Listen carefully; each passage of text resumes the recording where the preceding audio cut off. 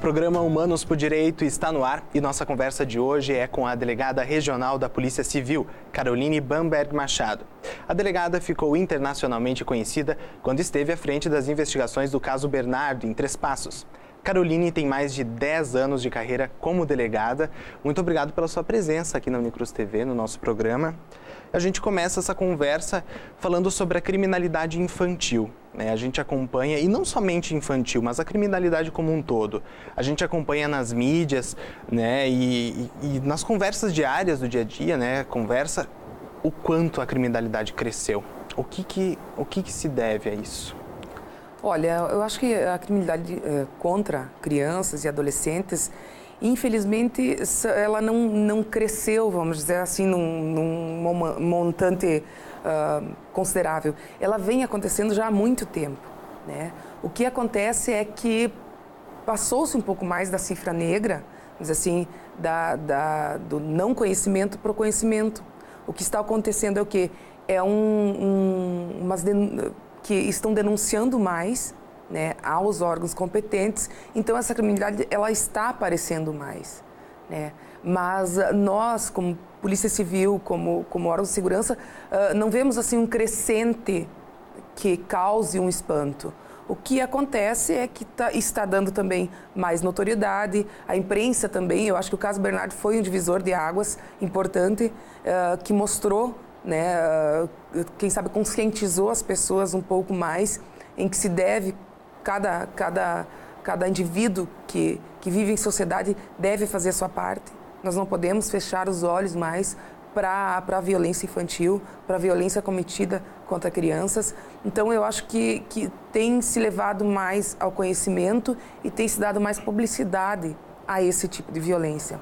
Mas que ela vem acontecendo há muito tempo, isso é de conhecimento nosso, né? O caso Bernardo, como a senhora disse, foi um caso que veio para as mídias, foi para as mídias, né?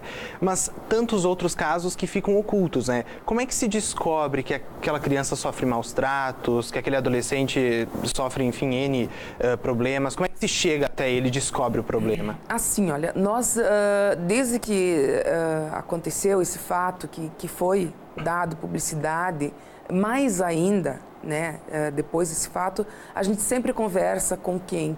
Com professores, com agentes de saúde, com conselheiros tutelares, né, que são as pessoas que mais têm, vamos dizer assim, contato com as crianças. Os professores, então, eles são uma fonte que, vamos dizer assim, importantíssima para nós, órgãos de segurança pública, órgãos que trabalham no combate da violência, porque muitos casos são ali descobertos. A criança demonstra no dia a dia que ela está sofrendo algum tipo de violência. O professor, muitas vezes, ele sabe, se ele prestar um pouquinho de atenção, ele sabe se aquela criança está passando algum problema ou não.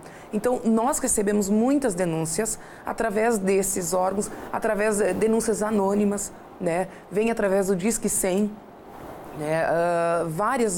Recebemos inúmeras que dizem, ó, em tal caso, ou tal criança, ou tal família está acontecendo alguma coisa em virtude de que a criança, vamos dizer, seguidamente aparece machucada, ela mudou o comportamento, ela está mais retraída. Então, são pequenos gestos e que são denunciados. Por vezes é só, olha, eu acho que está acontecendo lá. E aí a gente vai de atrás desse fato e realmente consegue, muitas vezes, descobrir que está acontecendo algum tipo de violência, né?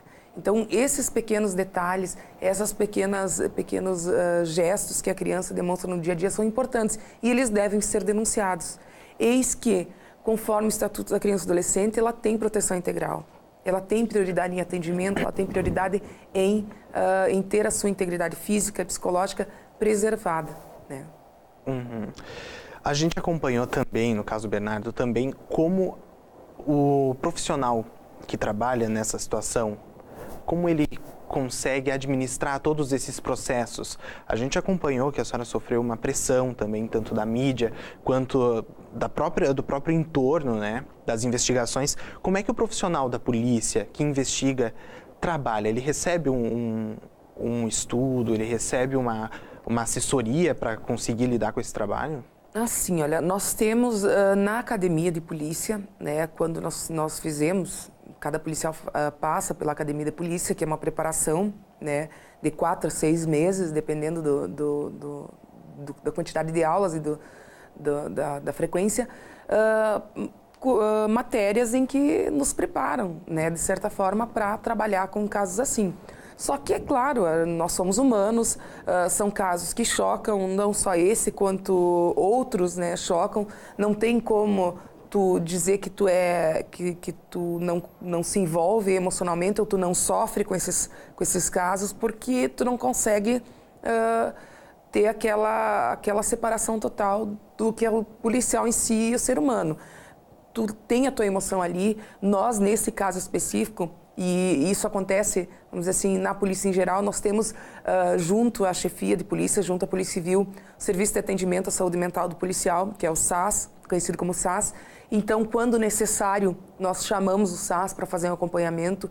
Nesse caso, como junto com o caso Bernardo, ocorreu a morte violenta da filha de uma colega minha, da chefe da ICI, da Rejane, que aconteceu, vamos dizer assim, foi no sábado, foi descoberto o caso da Kim. Na segunda-feira nós descobrimos o caso do Bernardo, foi no meio da investigação, então que ela foi assassinada em Palmeira das Missões. Então nós solicitamos que o SAS viesse até nós fazer uma dinâmica de grupo, fazer um acompanhamento, e isso surtiu um efeito bem positivo. Então o delegado, o agente que sentir necessidade, que achar que não está conseguindo lidar bem com essa situação, nós temos como solicitar esse apoio do SAS para vir fazer um acompanhamento psicológico, assistência social, com psicólogas, no fim de lidar melhor com esse sentimento, com esses casos, né, que geram uma comoção maior. Exaustão também, né? Uma exaustão, com certeza, né? Nós conversávamos antes em off sobre a criminalidade como um todo, né? Na região, a gente acompanha aqui em Cruz Alta também, mas a senhora citaste que isso acontece em todo o país, né? O que se deve esse aumento da criminalidade assim que a gente acompanha? O que está acontecendo? Olha, a gente percebe, como te falei antes, que não é só em Cruz Alta que ocorreu esse aumento da criminalidade. Isso é uma questão até de nível nacional. Foi em todos os estados, pelo que a gente tem conhecimento, houve um aumento da criminalidade. Nós estamos vivenciando um momento de crise, não só no Rio Grande do Sul, como no Brasil inteiro. Crise de valores, crise social, crise econômica, crise política. Então, isso acaba gerando também um efeito cascata, no sentido de que há um sentimento, a gente percebe, de impunidade, tanto a nível federal quanto a nível, vamos dizer assim, de crimes mais banais ou mais corriqueiros, né? Há uma crise econômica que também gera o desemprego, a falta de dinheiro, a falta de efetivo policial para se estar mais presente nas ruas, para se fazer um trabalho de investigação mais contundente, vamos dizer assim. Tem a crise no sistema prisional, não há vagas para todos. Então, eu acho que nós estamos vivendo assim uma crise global. Creio que o governador ou a nível de Brasil também estejam buscando soluções para isso, porque realmente nós estamos vivenciando um colapso, né? Nós vemos cada dia informações de fugas de presídio, de falta de segurança em presídio, de falta de vagas em presídio. Acaba refletindo no nosso trabalho como polícia, né? Tu solicita prisões, o juiz tem que analisar aonde ele vai colocar esse preso, né? Estamos com uma crise enorme no Palácio da Polícia em Porto Alegre. Há presos dentro do Palácio da Polícia, dentro das celas que são de contenção provisória, não são para ficar dias, são para ficar horas durante o período que está sendo lavrado flagrante. No entanto, estão ficando dias, né, em condições subhumanas. Então, são vários fatores que levam a um crescente na violência, né? Nós contamos o que a população também cresceu, né? O efetivo da polícia diminuiu, e não é um problema desse governador. É um problema desde 1980, nós não temos reposição de policiais vamos dizer assim, no número que causaria realmente, que geraria uma reposição. Nós temos uma defasagem muito grande. Então, são fatores que que já vem, é uma crise que já vem se pronunciando há muito tempo, né? E agora está chegando, eu acho, no seu ápice. E nós temos que tomar uma providência, nós precisamos que os nossos governantes tomem uma providência mais contundente quanto a isso, né? Para não se ver uma situação pior daqui a pouco. Você citou a questão do sistema prisional. A gente acompanhou há um tempo atrás a questão da maioridade penal, todo um processo de avaliação, aprovação e também em contraponto os direitos humanos, onde cita que reduzir a maioridade penal, né, e levar o jovem mais cedo a pagar pelos seus atos poderia ser uma escola da criminalidade. Confere essa informação? Eu sou contra a redução da maioridade penal na situação atual que a gente vive, né? Não digo que um adolescente de 15 a 16 anos não saiba o que está fazendo. Eu acho que ele sabe o que está fazendo. Porque hoje em dia, tu não pode comparar a 1980, quando não se tinha informação, não se tinha celular, não se tinha acesso à informação, ou até anterior, né? Só que no momento atual, do jeito que está, não vai resolver o problema, entende? Tu vai colocar um menor lá para cumprir uma pena, tu vai ter que tirar um maior de lá, porque não tem espaço para todo mundo. Eu acho que nós temos que pensar um pouco mais profundamente, no sentido de que tem que haver uma mudança de base, um investimento em educação. Nós temos que pensar que colocar o adolescente que tá cometendo crime agora dentro de um presídio não vai resolver. Ele vai sair daqui, vamos dizer assim, no máximo de pena é 30 anos. Ele entra com 15, com 45 anos, se ele cumprir 30 anos, isso é um caso excepcional, porque a maioria não cumpre 1/3, 2/3, ele vai sair, vamos dizer, com 45 anos. Com 45 anos ele vai estar aí, livre, leve e solto, para cometer outros atos, porque nenhum presídio ressocializa no momento que está.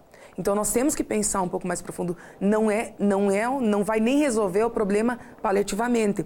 Vai resolver o problema ou vai dar uma sensação de justiça para a família, para os familiares. Também é importante isso. Só que não vai resolver o problema, porque ele vai ficar um tempo e ele vai ser solto, sabe? E como eu disse, quem sabe um maior tempo dentro da fase, um trabalho em que tu possa fazer esse adolescente se ressocializar realmente, né? Tem que se pensar um pouco mais profundamente, não somente a nível de que botou lá dentro, não resolveu o problema. Só prender ele não vai resolver o problema. Muito pelo contrário, ele vai voltar pior, né? Porque dentro do sistema prisional hoje em dia não há a ressocialização que a gente quer, que a gente busca e que deveria ter, né? Porque nós temos que pensar que esse criminoso vai voltar para a sociedade. E como ele vai voltar para a sociedade? Eu tenho um filho de 8 anos e um de 4. Vamos dizer assim que um adolescente hoje fique 15 anos, meu filho vai estar com 30 anos e vai estar vivendo com esse criminoso que passou 30 anos preso num sistema falido, infelizmente. Acaba sofrendo, né? É uma escada. A gente também acompanha que o processo hoje para trabalhar com as famílias que sofrem com o problema de uma vítima, criança, que sofre com agressão, abuso sexual, enfim, é muito complicado. A gente também vê que a questão dos conselhos tutelares também sofre um problema muito grande de falta de pessoas para cumprir esse papel importante de auxílio à polícia. Como é que é feito esse trabalho de acompanhamento também com as famílias que sofrem, com a criança? Onde é que a criança é encaminhada? E quais os processos que envolvem toda a apuração e o cuidado com ela? Chega ao nosso conhecimento a denúncia, nós investigamos, ouvimos a criança de uma maneira que cause, vamos dizer assim, um menor dano para ela, porque qualquer depoimento causa um dano, porque tu revive um problema, tu esmiuça um problema, tu chega na ferida, tu cutuca, porque tu tem que saber o que aconteceu, né? Depois disso, nós encaminhamos ao Conselho Tutelar, né? E o Conselho Tutelar, junto com o Ministério Público, junto com a assistência social do município, eles têm uma rede, né? Que, infelizmente, muitas vezes não funciona por falta de efetivo realmente. Em virtude do que são 3 conselheiros tutelares, né? Por um município de 60 mil habitantes, né? São 3 ou 5, que agora está se fazendo nova eleição. 5 é muito pouco.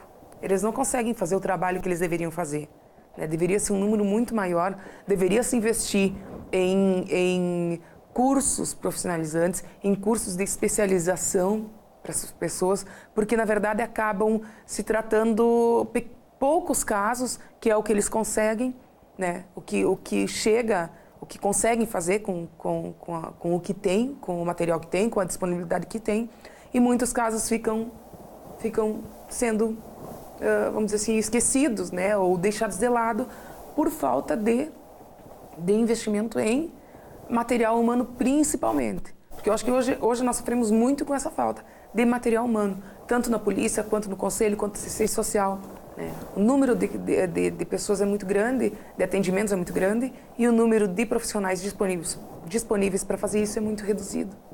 Isso acaba causando um prejuízo nesse atendimento ou nessa rede que deveria funcionar e acaba não funcionando tão bem.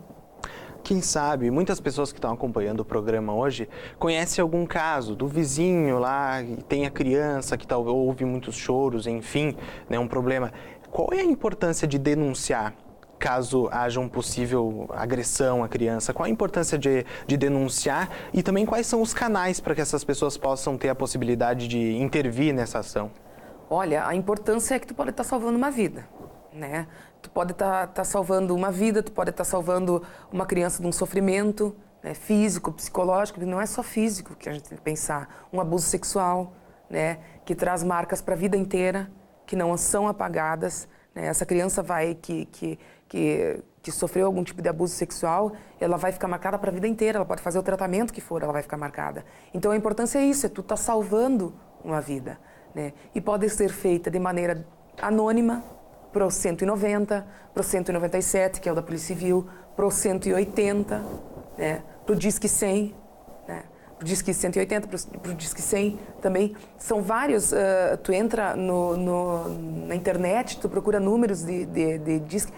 Hoje em dia tem uma infinidade de números em que é garantido o sigilo, né, da denúncia e que é encaminhada efetivamente para os órgãos competentes. Eu recebo semanalmente denúncias do Disque 100 de crianças que são maltratadas, de pessoas que vêm, que, como tu disse, que tem muito choro na casa, ou que já viu o pai agredir de forma brutal, de forma violenta. Então, essas pessoas que veem isso e fecham os olhos, de alguma forma elas são coniventes, porque o silêncio também é uma violência. No momento que você vê uma criança sendo agredida, uma pessoa sendo agredida, não só criança, um idoso passando por necessidade, e tu não fala ou não denuncia, tu está sendo conivente com isso. Porque hoje em dia o que a gente percebe, o que eu como delegada, como ser humano, como integrante da sociedade, eu vejo que as pessoas estão muito egoístas.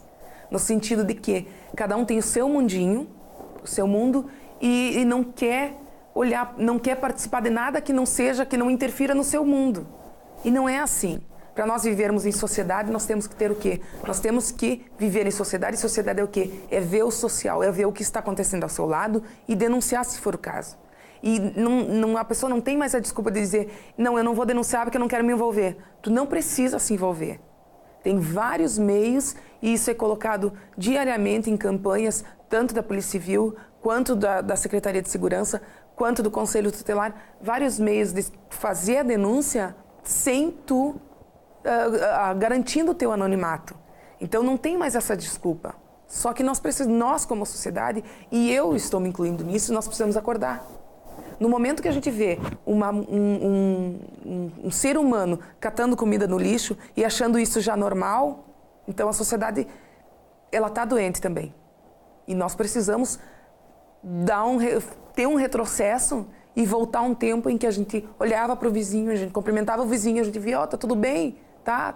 Sabe? E voltar um pouco, porque o caminho que nós estamos tomando é um caminho que está beirando a um abismo que daqui a pouco não tem mais volta, né? Então, está se encaminhando para isso. Está se encaminhando. Eu me preocupo bastante. E digo, o caso Bernardo para mim abriu muitos olhos, não só para isso, porque às vezes tu trabalha no automático e tu não percebe certas coisas. Como esse caso tomou uma proporção tão grande, e não pelo fato em si, porque isso acontece todo dia. sabe? Ele foi eleito e que bom que foi eleito pela imprensa e pelas pessoas como um caso emblemático, porque ele trouxe muitos exemplos bons. Quem sabe abriu os olhos de muitas pessoas. Mas tem muitos casos que acontecem todo dia. Quando eu cheguei aqui, faz 10 meses que eu tô aqui. Teve um caso em Santana do Livramento, de uma menina de 4 anos que foi abusada sexualmente pelo padrasto, foi morta pelo padrasto pela mãe. E aconteceu uma notinha no jornal, pouquinha, e nada mais, sabe? Aqui em Cruz Alta, na mesma semana que aconteceu o caso Bernardo, um bebê de 6 meses ou de 11 meses levou 22 facadas. Provavelmente o padrasto, não se sabe, né? Eu acompanhei assim de longe esse fato.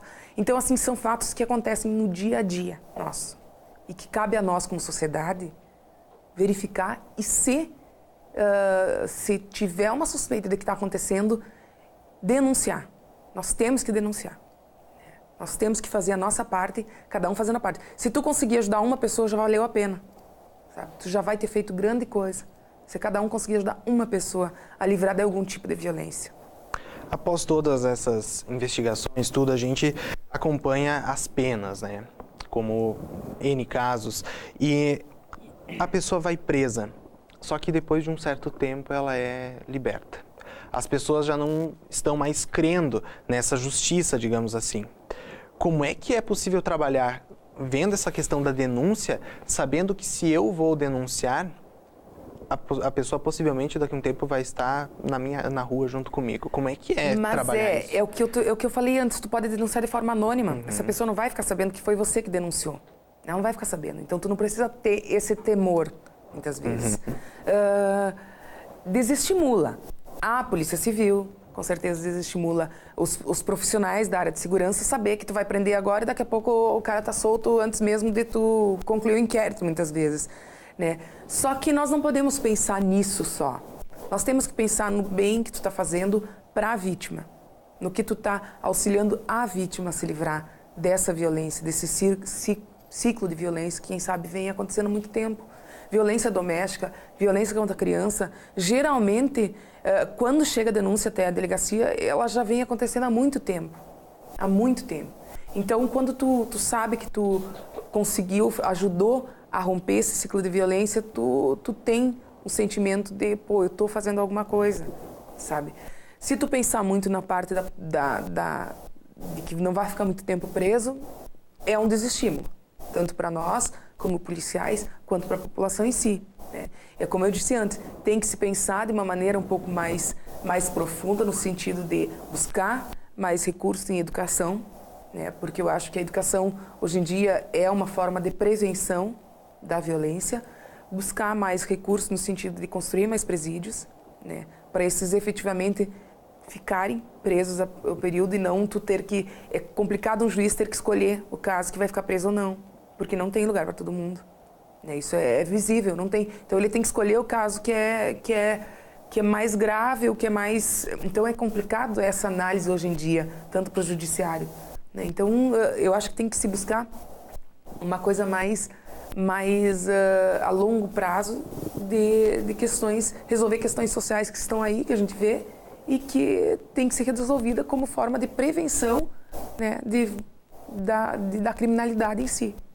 Seguindo essa questão social, a gente acompanha em índices que a violência está mais presente nas classes mais altas. Essa informação a gente pode considerar que é triste, né? Como assim? Um exemplo é o caso Bernardo, né? O pai e a mãe tinham financeiramente uma posição um pouco mais elevada, e isso não é exclusivo do caso Bernardo, né? A gente acompanha que o maior número de criminalidade está concentrado nas classes mais altas. O que não chega para nós tanto esses casos, sabe? A gente sabe que acontece. A gente sabe que acontece muito. O que nós constatamos é mais nas classes mais baixas que chega ao nosso conhecimento. Na classe mais econômica mais alta, a gente sabe que acontece vamos dizer assim, porque o crime não é uma coisa só de mais pobre, só que não chega tanto ao conhecimento, ele é abafado muitas vezes.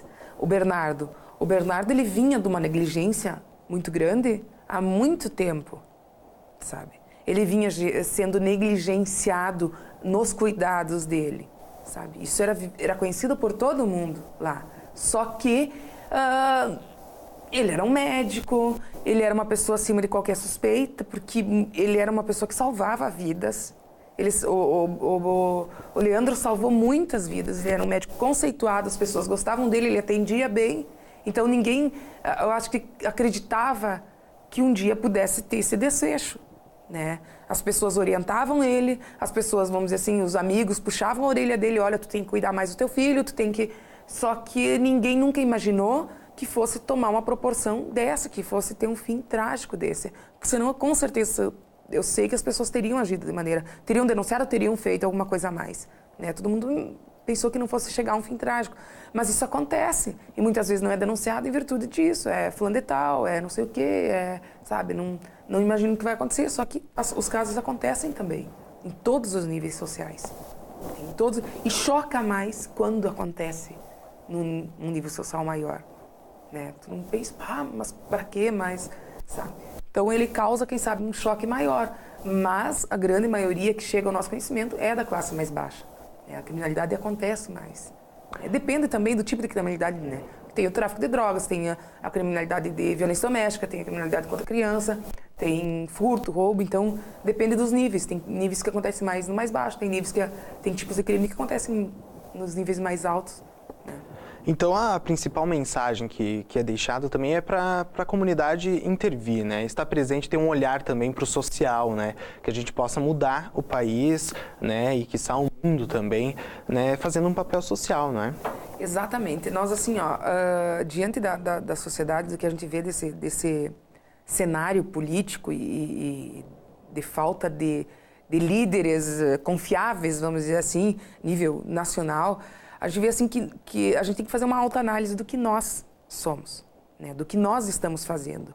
Porque no momento que você tenta subornar um policial para não te dar uma multa, no momento que você, quando vê um caminhão tombado com comida ou com qualquer produto, tu vai lá saquear aquele caminhão, no momento que tu faz pequenas coisas burlando a lei, né? Tu também está sendo corrupto. Tu também está fazendo uma coisa errada. Nosso papel, então, é intervir. O nosso nessa papel situação. é intervir e denunciar. E fazer uma autoanálise para ver o que tu está fazendo para mudar o mundo, para mudar a sociedade, para mudar o que está acontecendo, o cenário que está acontecendo. Cruzar os braços, com certeza, não vai adiantar. Nós temos que ser mais ativos na vida em sociedade, participar mais e fazer as denúncias quando estas estiverem ao seu conhecimento. Muito obrigado pela sua participação, pela sua atenção aqui conosco. E nós ficamos por aqui.